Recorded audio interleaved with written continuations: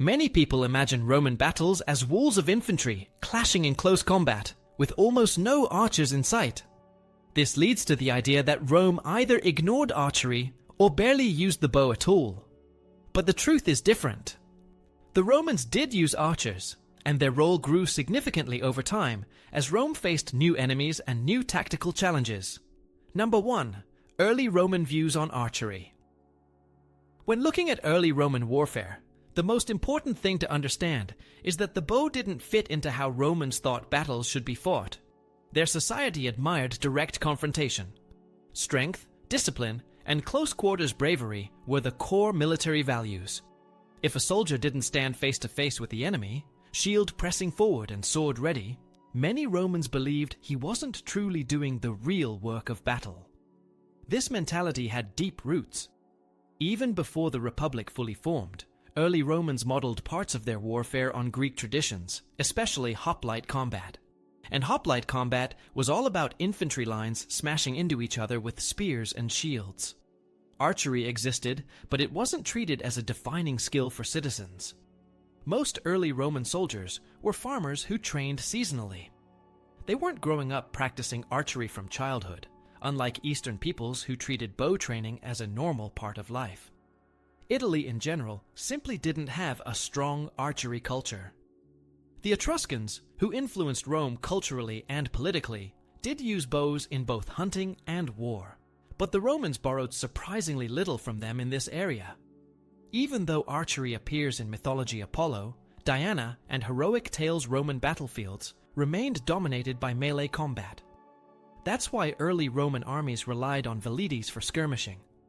These light troops carried javelins, and sometimes slings, but rarely bows. Slingers from the Balearic Islands, javelin throwers from Samnium, and other allied specialists offered ranged support, but native Roman archers barely existed. A big part of the issue was skill. Archery isn't something you learn in a season. It takes years of practice to shoot accurately, reload quickly, and maintain the equipment properly. Because early Romans didn't grow up with bows, they weren't suited to serving in dedicated archer units. So the bow wasn't rejected because it was bad, it was just not part of Rome's military tradition at the time. The ethos of early Rome favored heavy infantry, group cohesion, and hand-to-hand combat. These values shaped their tactics, their training, and their identity as soldiers. Archery simply didn't fit into the picture yet. Number 2. Archers in the expanding Republic. As Rome grew beyond Italy and started fighting major foreign powers, the limitations of relying almost entirely on close combat became obvious. Rome began encountering armies where archery wasn't just an accessory, it was a major tactical component. Carthaginians, Greeks, Macedonians, Syrians, and Eastern kingdoms all used archers regularly. Romans, being extremely pragmatic, quickly realized they needed to adapt. The easiest solution was hiring specialists. Crete was famous for producing some of the best archers in the ancient world. Cretans trained from youth, their islands full of hunting terrain that naturally developed elite bowmen. Roman generals in the Mediterranean constantly hired these Cretan mercenaries. They were reliable, accurate, and professional, exactly what Rome needed to fill its archery gap. Numidians from North Africa also provided skilled light troops, including some archers. Other eastern regions contributed too. As the Republic engaged in more overseas warfare, their armies became more diverse. During the Macedonian Wars and conflicts with Greek successor kingdoms, Roman commanders relied on these foreign archers to handle tasks that legionaries weren't suited for. They screened infantry lines, disrupted enemy cavalry, and protected the flanks. By the time of Gaius Marius, whose reforms around 107 BC reshaped the Roman military, archers were already a regular fixture in Roman expeditions.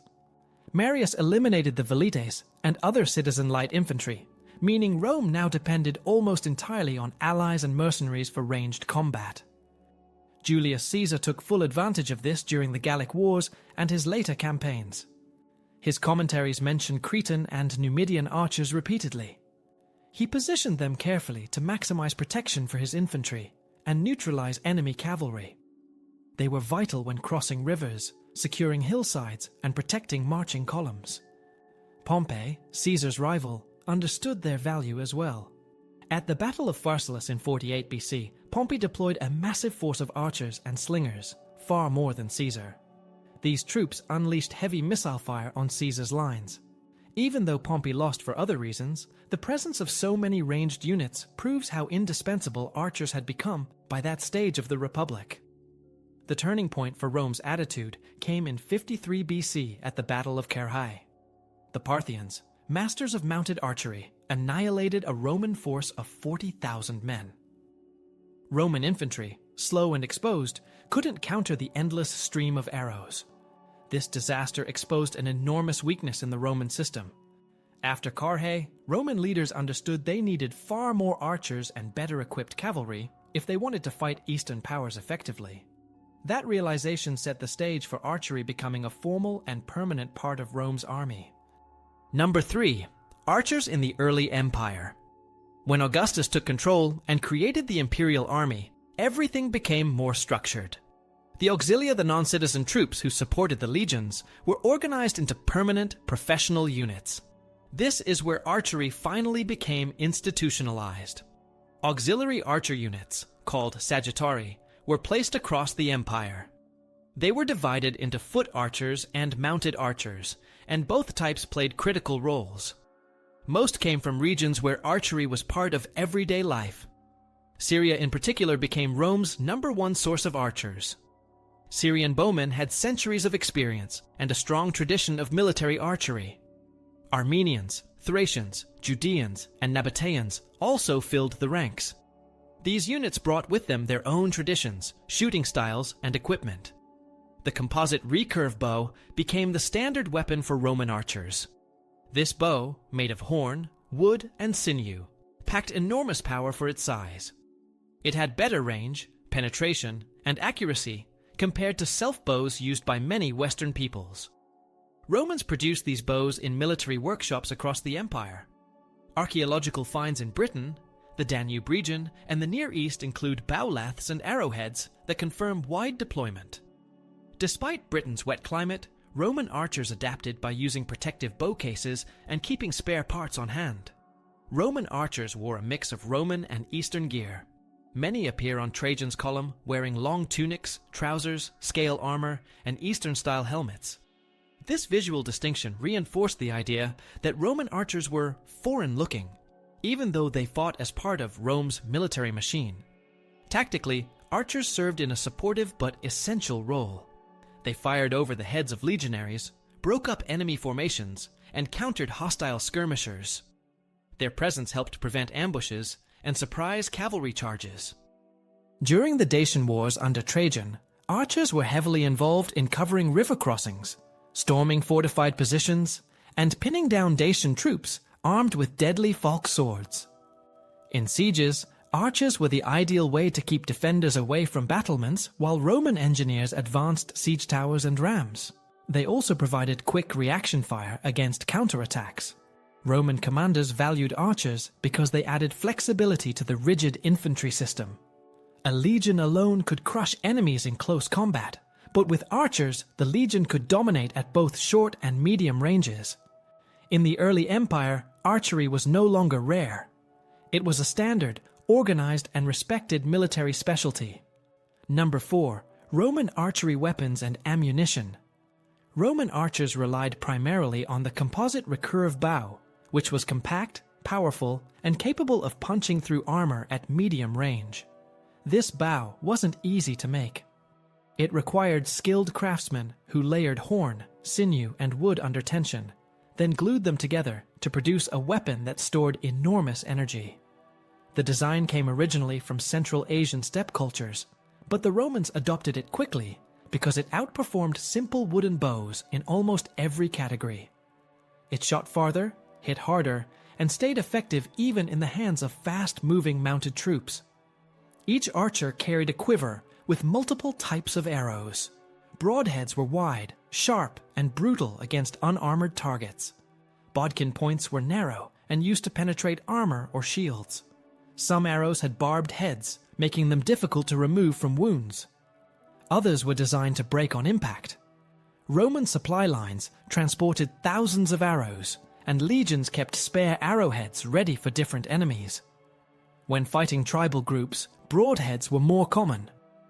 Against armored eastern foes like Parthians or Sassanids, bodkins became the main choice. Arrow shafts were made of lightweight woods like birch or fir, while fletching usually goose, duck, or swan feathers kept the arrows stable in flight. The Roman military also maintained bowyers and fletchers, who repaired damaged bows and kept soldiers supplied with ammunition. Bowstrings, often made from sinew or hemp, had to be protected from rain and humidity, which is why archers kept them in waxed cases. In battle, Roman archers used disciplined volleys. They stood behind or among legionary ranks, firing upward to create an arc of arrows that rained down on advancing enemies. Coordinated volleys, directed by officers, could disrupt a charging formation long before it reached the Roman line. The combination of precise weapon manufacturing, specialized arrow types, and structured battlefield usage shows that Rome treated archery not as a casual addition, but as a well-developed military science. Number 5. Tactical use of archers in imperial battles. Roman military planning in the imperial era relied heavily on predictability and control. Archers fit into this system as a flexible tool that commanders could deploy where precision or harassment was needed. One of the classic tactics was positioning foot archers behind the heavy infantry lines. Since legionaries carried large shields and maintained tight formations, archers could shoot over them at steep angles without risking friendly fire. This created a continuous arrow curtain that disrupted enemy formations long before direct combat began. The psychological impact was also real. Armies advancing under a constant rain of arrows tended to break formation, raise shields, slow down, and lose momentum. By the time they reached Roman infantry, they were scattered, injured, or exhausted. In open field engagements, archers formed the backbone of anti-cavalry operations. Horses panic easily under missile fire, so archers protected the Roman flanks by forcing enemy cavalry to hesitate or reroute. This protection was crucial when fighting tribes like the Dacians or Sarmatians, who relied on mounted charges to break Roman formations. Mounted Roman archers increased this capability even further. They maneuvered along the perimeter of the battlefield, firing while moving and extending Rome's striking range. In sieges, archers played an equally central role. Siege warfare was slow and methodical, and defenders on walls had the advantage of height. Roman archers countered this by shooting at wall defenders whenever engineering teams advanced siege towers, battering rams, or ladders. Their goal wasn't to kill every defender, it was to suppress them. As long as defenders kept their heads down, Roman engineers could safely work. When defenders gathered at a choke point to repel Romans trying to scale the walls, concentrated arrow volleys forced them to scatter.